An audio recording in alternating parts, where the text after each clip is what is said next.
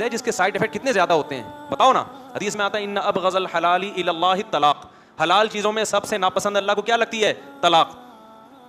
कितनी बुरी चीज़ है, क्योंकि तलाक का मतलब दो जो जिंदगी भर जिन्होंने साथ रहने का सोचा था उनका ब्रेकअप हो रहा है, वो आपस में क्या हो रहे हैं? जुदा। इससे दो खानदान टूट रहे हैं, बच्चे तबाह होने का खतरा है, रुल रहे हैं। लेकिन अगर फैसला कर ही लिया हो ना अलहदगी का, तो कुरान ने क्या कहा? ये काम भी गुस्से में करने का नहीं है। इमसाकुम बिमारूफिन औ तसरीहुम बिहसान, मोहब्बत से इज्जत के साथ रुखसत करो। हालांकि कितने साइड इफेक्ट हैं इसके, लेकिन ये भी जज्बात में नहीं, धक्के दे के निकाला, एकदम गुस्से में झाग निकल रहा था और धड़ धड़ धड़ तलाकें दे दी। ना ना ना ना ना ना, अगर मजबूरी में ये काम करना पड़े तो रिस्पेक्ट के साथ, इज्जत के साथ, आराम से उसको क्या करो? रुखसत करो। उसका सारा जहेज वापस करो, उसको सारा मेहर दो, इद्दत का खर्चा दो, और फिर उस पे इल्जामात मत लगाओ। ना वो आप पे इल्जाम लगाए, ना बोल कोई पूछे कि क्यों अलहदगी हुई, बोले भाई हमारी आपस की अंडरस्टैंडिंग नहीं थी, हमारे जहन नहीं मिलते थे आपस में, इसलिए हमने इरादा किया कि हम क्या हो जाते हैं? अलग हो जाते हैं। तो ऐसे बुरे अमल को जब इस्लाम कहता है करना ही हो तो तमीज से किया जाए, तो जो तमीज के काम है उनको भी बदतमीजी से करना कहां से जायज होगा? अबे कैसे, मैं भी बदतमीजी पे आ गया हूं, असल मसला ये है। आप कहेंगे बयान तमीज से हो रहा है, खुद मुफ्ती साहब किस पे आ गए? तो भाई हम जो ये बयान करते हैं ना, ये अपने लिए भी कर रहा हूँ। आप भी मुझे किसी ने गुस्से में उछलते कूदते देख लें तो लोग कह रहे थे उस दिन देखो कैसा बयान कर रहा था और आज क्या हो रहा है। तो मैं तो लोगों से कहता हूँ, मैं कब दावा करता हूँ यार मैं 100% नीट की लीन हूँ। भाई हम तो बयान कर इसलिए रहे हैं ताकि किसकी इस्लाह हो, आपकी भी हो हमारी भी हो। तो हमने दावा किया ही नहीं है। ये इल्ज़ाम तो उस पर होता है जो दावे बड़े बड़े कर रहा होता है ना। क्या ख्याल है भाई?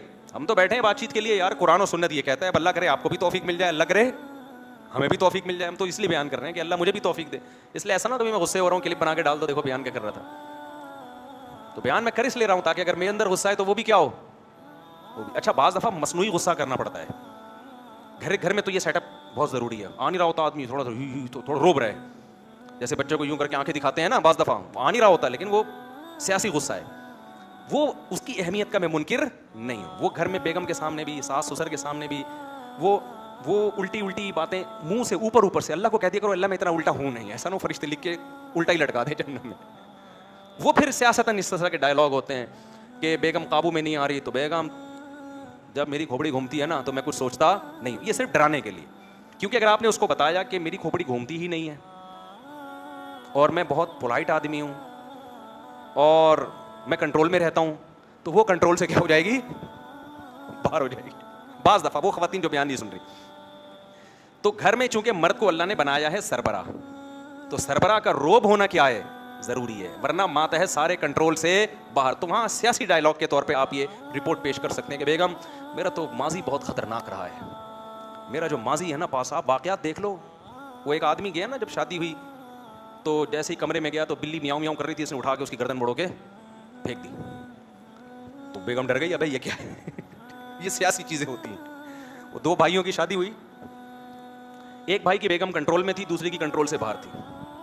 एक तो ख़वातीन वो ना रिप्लाई करना शुरू कर देती हैं ऐसे लतीफ़ों पे कि देखो औरतों के ख़िलाफ़ है और मर्दों को बदतमीज़ बना रहा है। वो भाई पूरा बयान सुन लें तो ये एक इतना सा चुटकुला ना निकालें। पूरे बयान में तो बयान ही तमीज़ पे हो रहा है ना, ये तो कुछ सियासी टोटके हैं। इसका मकसद आपको कोई चंगेज़ खान बनाना नहीं है। तो वो एक आदमी था, वो जब घर में दो भाई थे, 6 महीने हो गए शादी को, एक की बीवी कंट्रोल में और एक की कंट्रोल से बाहर।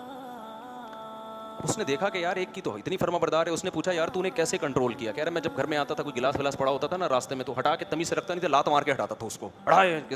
बेगम डर गई कि यार ये गिलासों इतने तोड़ दिए इसने, तो कैसा ना हो गुस्सा है तो मुझे ही ना तोड़ दे।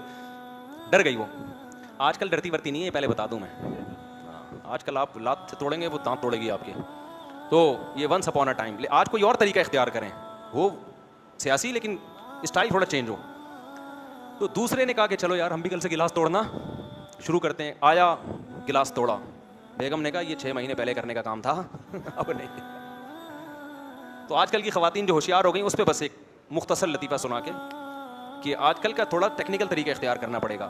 वो एक आदमी ने रोब के लिए क्या किया, जब शादी हुई ना तो कपड़े लटका दिए दुल्हन के, 3 दुल्हनों के कपड़े, ताकि बेगम रोब में आए। बेगम ने पूछा ये लेडीज़ के कपड़े लटके हुए हैं, ये क्या है? उसने कहा देखो मेरी पहली बीवी बदतमीज़ थी, मेरी बात नहीं मानती थी, उसका मर्डर किया मैंने और यादगार के तौर पे मैंने उसकी साड़ी यहाँ लटका दी। भाई ख़तरनाक। ये दूसरे कपड़े किसके हैं? वो समझ रहा था ये वंस अपॉन अ टाइम पुराने ज़माने की लेडी है। उसने कहा ये दूसरे कपड़े किसके हैं? उसने कहा ये दूसरी बीवी पर मैंने दूसरी शादी की, वो भी काबू में नहीं थी, उसको भी मार दिया मैंने, उसकी यादगार के तौर पर दुल्हन का ड्रेस मैंने यहाँ लटका दिया। उसने कहा ये तीसरी, उसने कहा फिर दूसरे के बाद 2 नाकाम हो गई, तीसरी शादी की, वो भी काबू में नहीं थी, मार के यहाँ लटका दिया उसके कपड़े। इसका ख्याल था बेगम कांपने लगेगी। बेगम ने कहा अब ये जहन में रखना, यहाँ तेरा पजामा आएगा, यहाँ मेरे कपड़े नहीं आएंगे, यहाँ तेरा पजामा आएगा। तो मैं आपसे अर्ज कर रहा हूँ कि सियासत में कुछ उल्टा सीधा बोलना पड़ता है, लेकिन आजकल की ख़वातीन बहुत होशियार हो गई हैं, ऐसा ना हो कि वो लेने के देने पड़ जाएं। लेकिन बहरहाल सियासत करनी पड़ती है घरों में। अल्लाह ताला समझने के